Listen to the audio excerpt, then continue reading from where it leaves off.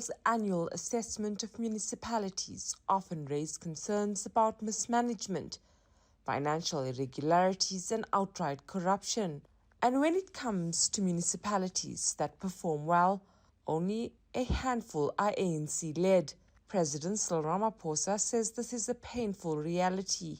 Those municipalities that do best are not ANC-controlled municipalities. And I can name it here because there's nothing wrong with competition. They are often DA-controlled municipalities. We need to ask ourselves, what is it that they are doing that is better than what we are doing? And there's nothing wrong with us saying we want to go and see what Cape Town is doing. We want to go and see what Stellenbosch is doing. How do they craft everything? The fiery ANC president also called out party members, slamming them for lack of accountability, indifference to communities, and corruption. He's calling for a culture of change. We must ensure that these priorities we have identified are taken up by officials within the municipality. Now, we've often heard that sometimes officials themselves become obstructionists. They sometimes refuse to execute executive decisions that have been taken. Now, the solution is simple.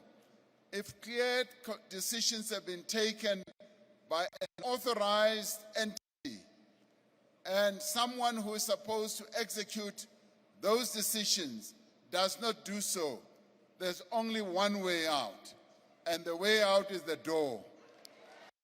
ANC Integrity Committee Chair Frank Qaanitah was even more blunt.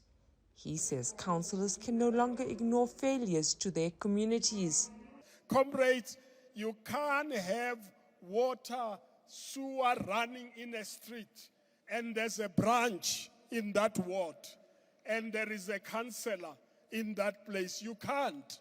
The first people who should know about it should not be the media, it should be us. It should be the cadres on the ground who are going to say, there's a sewer here. The ANC insists that the days of impunity are over.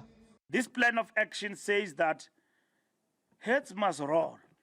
ANC members themselves now, as we speak from this, let them blow the whistle. That I'm sitting here with people who are unqualified in my municipality, who are going to act. The party maintains that cleaning up local government has nothing to do with next year's elections. It has promised a public report back on interventions within 3 months. For Newzroom Afrika on Channel 405, I'm Qaanitah in Johannesburg.